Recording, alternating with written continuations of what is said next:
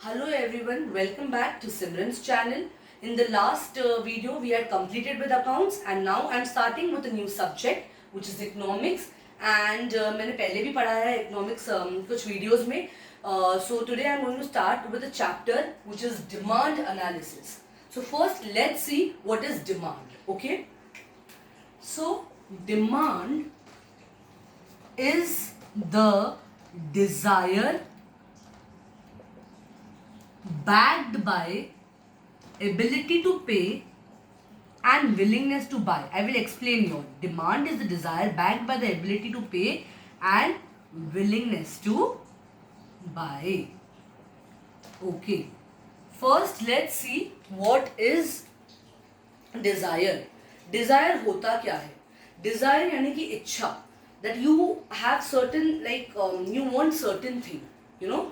So that's your desire. Suppose I want a car. Now that's my desire. Now whether this desire will be fulfilled, you will be answered with this question. Demand is a desire. मैंने demand की आज मुझे Mercedes चाहिए. This is my desire.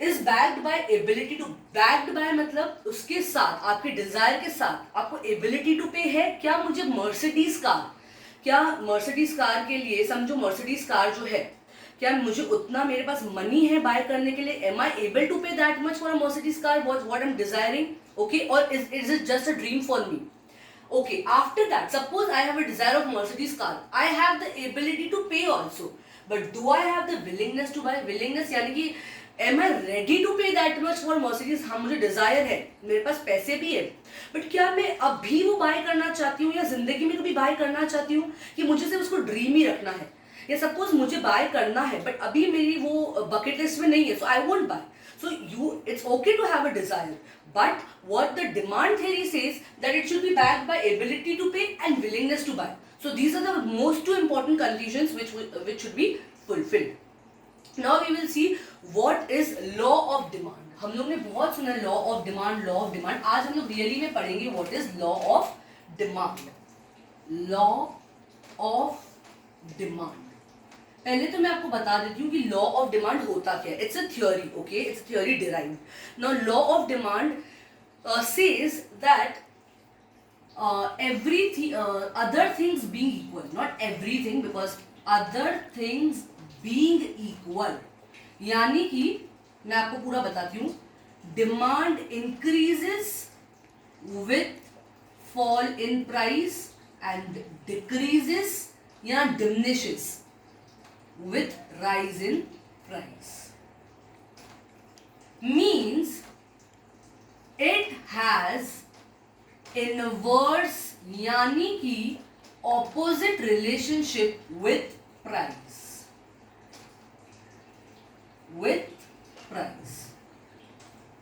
ये पूरा मैं समझाऊंगी law of demand ये इसका मतलब क्या है यहां से यहां तक मैं आपको समझाऊंगी लॉ ऑफ डिमांड क्या बोलता है law of demand says other things being equal अब हम जब डिमांड करते हैं आज मैं समझो डिमांड कर रही हूँ suppose today I want today I just want cosmetic okay ठीक है मुझे कॉस्मेटिक चाहिए I am a girl so I am women so I say कि आज मुझे कॉस्मेटिक्स चाहिए मुझे पूरा पाउच चाहिए कॉस्मेटिक्स का I want lipsticks I want blush on I want everything my nail paint everything I want so I want a makeup pouch basically मुझे cosmetics pouch यानी कि एक मेकअप पाउच चाहिए ठीक है लेकिन आज अगर मुझे मेकअप पाउच अच्छे ब्रांड का चाहिए और उसका प्राइस अगर बढ़ जाता है ठीक है अगर उसका प्राइस बढ़ जाता है तो मैं लूंगी नहीं अगर यही मैं अगर समझो 1000 से 1500 हो गया मेकअप पाउच मैं शायद नहीं लूंगी बट अगर मैं रुकूंगी there are sale there are sales like in Diwali there is a sale in Janmashtami there is a sale there are many festivals in India is full of it's a diversity India is a diversity of cultures and everything तो हम लोगों को बहुत सारे cell तो मिलते ही रहते हैं तो मैं क्या करूंगी I'll say कि वैसे भी ठीक है यार मुझे इतना अर्जेंसी नहीं है मैं ना सेल के लिए रुकती हूँ वैसे भी अभी थोड़ा ही टाइम है तो सेल आएगा ना तो I will purchase why because sale में ना प्राइस डिक्रीज हो जाता है और डिमांड इंक्रीज हो जाता है तो आप अगर सेल में देखोगे if you see on Amazon, Flipkart, Meesho there are a lot of people who buy things, and that is why website पे वो दिखाते हैं कि there is a lot of rush, so you will have to wait. Why there is a lot of rush? Because there is a sale. तो cell में वो अपने आप क्या हो जाता है, जैसे ही प्राइस डिमिनिश हो जाता है तो आपका डिमांड इंक्रीज होता है. तो लॉ ऑफ डिमांड आपको यही बताता है. अभी अदर थिंग्स बीइंग इक्वल मतलब क्या, खाली प्राइस ही एक फैक्टर नहीं होता है. क्या आपकी इनकम है, क्या मेरी उतनी इनकम है कि मैं मेकअप पाउच खरीद सकती हूँ? शायद मेरी इनकम उतनी नहीं है, इसके वजह से ही मैं रुकी हुई हूँ कि सेल है और मैं खरीदूँ. तो मैं अभी ये अज्यूम कर रही हूँ कि मेरे बाकी सब चीजें कांस्टेंट है. My income, other factors, the climatic conditions, everything is other things, मतलब climatic conditions, income, everything is constant. सब कांस्टेंट है, वो बदल नहीं रहा है, which is not possible in real life. But because this is a theory and ये theory को हम लोगों को एप्लीकेबल करना है, तो हम लोग क्या अज्यूम करते हैं, it's assumption that other things being equal the demand increases with a fall in price and demand decreases with a rise in price. तो उसको क्या बोलते हैं, इनवर्स रिलेशनशिप, यानी कि ऑपोजिट रिलेशनशिप. तो इसका ग्राफ कैसे बनेगा हम लोग देख लेते हैं. लॉ ऑफ डिमांड का जो ग्राफ होता है, इट्स ऑलवेज डाउनवर्ड स्लोपिंग. पहले तो मैं बना रही हूँ X axis and Y axis. X axis पे हमेशा क्वांटिटी डिमांडेड आएगा. I had already told you all, here the demand will come on X axis and price will come on Y axis. ठीक है. And my curve will be downward sloping from left to right. My curve will be downward sloping from left to right. यहां से left to right ये नीचे जाते जाएगा. ठीक है. तो आज अगर 1 2 ये समझो 1 2 3, ठीक है. तो समझो आज प्राइस है 3 रुपीज, तो डिमांड होगा 1. प्राइस होगा 2 रुपीज, तो डिमांड होगा 2. मतलब बढ़ते प्राइस, अगर 3 रुपीज का एक टमाटो मिल रहा था मुझे, तो सिर्फ एक कंज्यूमर खरीद रहा था. जब वो प्राइस गिर गया 1 रुपए से, तो 2 कंज्यूमर बाय करने लगे. क्यों? क्योंकि if there is a fall in price, there is a increase in demand and vice versa. So what is a demand curve? It is a sloping towards left to right and it is downward. So a demand curve slopes from left to right but in downward position. Okay.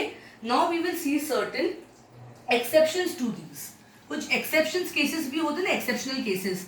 जैसे हम लोग बोलते हैं कि कुछ कुछ बच्चे जो होते हैं वो लोगों को एक अगर वो 8th स्टैंडर्ड में हो and if they know that they can study the 10th standard, they are directly promoted to that. So those students are exceptional cases. Similarly, in law of demand also you have certain exceptional cases where this law is not applicable. So let's see those exceptions. Okay. So the first exception to the law of demand is Giffen goods. What are Giffen goods? Giffen goods. These are the, I will write first exceptions. Exceptions to law of demand. Today I will teach you only 3 exceptions. First is Giffen goods. Giffen goods are those goods which are inferior quality goods. यानी कि let's take a perishable item. Perishable item है bread. तो अगर bread में आज है 3rd सितंबर, ठीक है, मैं आज ब्रेड लेने गई, मैंने बिग पैकेट ऑफ ब्रेड लिया और वो एक्सपायरी डेट भी आज की है. So it is not possible for me to complete the bread today. Okay, मैं आज का आज पूरा ब्रेड का पैकेट कंप्लीट नहीं कर सकती हूँ. और अगर मैं कल के लिए खाने गई तो वो तो ऑलरेडी आज एक्सपायरी डेट है. तो यानी कि अगर मैंने कल खाया तो वो मेरे हेल्थ को इफेक्ट कर सकती है. तो ये इंफीरियर क्वालिटी ऑफ गुड्स ना कोई भी नहीं खरीदता है, भले उसका प्राइस कम भी. अगर वो मुझे बोले कि मैडम आप चलेगा, आप 30 रुपीज का ब्रेड है, आप 25 में लेके जाओ, तो भी मैं बोलूंगी मैं नहीं लूंगी. क्यों? यहाँ पे तो प्राइस डिक्रीज हुआ तो डिमांड इंक्रीज होना चाहिए, बट नो. व्हाई? बिकॉज यहाँ पे मेरी हेल्थ का कंसर्न है. So that is why given goods यानी इंफीरियर क्वालिटी ऑफ गुड्स में law of demand is not applicable. Let's go to the next exception which is snob value. Now what is snob value is also known as Veblen effect. Veblen effect. Snob value is also known as Veblen effect. Snob value is also known as Veblen effect. यानी कि let's read out what is snob value. Rich consumers who attach a snob value to owning and displaying expensive goods such as diamonds, jewelry, etc. purchase more such goods as their price rise. On the other hand, as the prices falls, the same consumers may less due to the snob appeal because everyone can afford them. Okay. So, what is this point saying? I wanted to read out so that let you know you all also know what is snob value. Okay, snob value क्या होता है ये हम लोग ने पढ़ा है काफी. स्नॉब वैल्यू इज, अगर आज मैं ज्वेलरी, मैं एक रिच पर्सन हूँ, ठीक है, मैं रिच पर्सन हूँ, आज मैं कल्याण ज्वेलर्स में जाती हूँ और डायमंड का प्राइस चालू है समझो से अबाउट 5 लाख. डायमंड का एक डायमंड की रिंग है 5 लाख की है, तो कल उसका प्राइस गिरता है 4 लाख पे, लेकिन मैं रिच हूँ, तो अगर लॉ ऑफ डिमांड के हिसाब से जाए तो मुझे तो डायमंड रिंग खरीदनी चाहिए. क्यों? क्योंकि प्राइस गिरा है. बट इस केस में मैं नहीं खरीदूंगी. Why? Because I am a rich person, and now because the price has reduced, now the you know upper middle class में, मतलब मेरे से जो थोड़ा नीचे, that is upper middle class, वो लोग भी खरीदना चाहेंगे. लाइक अभी सपोज आई एम 80% मेरी इनकम है, तो 70% वाली इनकम भी खरीदेंगे, क्योंकि 1 लाख रुपए का वैल्यू गिरा है. तो अभी मैं क्यों नहीं खरीदूंगी? मैं रिच क्लास हूँ, तो मैं जो प्राइस रिड्यूस हुआ है वो वाले गुड्स खरीदूंगी नहीं. जिसका सबसे हाईएस्ट प्राइस है मैं वही वाले गुड्स खरीदूंगी, because I have to show a status symbol in the society, and that is why law of demand is not applicable in the snob value, और you can say Veblen effect. Next last today we will see is एक last exception, फिर मैं बाकी का next class में continue करूंगी. Last exception जो आज हम लोग देखने वाले is price expectations. When the prices are rising, the consumers may purchase more of the commodity if they expect prices will rise further. Similarly, when the price falls, the consumers may not purchase more if they expect the price to fall further. तो यहाँ पे लोग क्या बोल रहे हैं? What are they saying in price expectations? Price expectations. लोग क्या करेंगे जब प्राइस जो है ना राइज होता है? अभी मालूम है कि अभी टमाटर 40 रुपए किलो बिक रहा है, बहुत सारे लोग भागेंगे और खरीद के आएंगे. वो लोग क्या एस्टिमेट करेंगे, कल को जब ये 50-60 रुपए किलो होगा तो क्या, तो अभी 40 में मिल रहा है, भले 30 से 40 रुपीज 10 रुपए बढ़ा है ना, हम लोग खरीदेंगे. कल को और बढ़ गया तो प्राइसेस राइज हो रहे हैं, तो भी demand is increasing, is not decreasing. Why? Law of demand is, if price rise consumers demand will decrease, but here consumers demand is increasing with price rise. Similarly if price falls, consumers will say अभी 40 हुआ है ना 50 में से, रुक जा और 30 होगा तब जाके खरीदेंगे. तो price is, demand is decreasing with price fall. So what is, it's not showing inverse relationship, it's showing direct relationship. Why?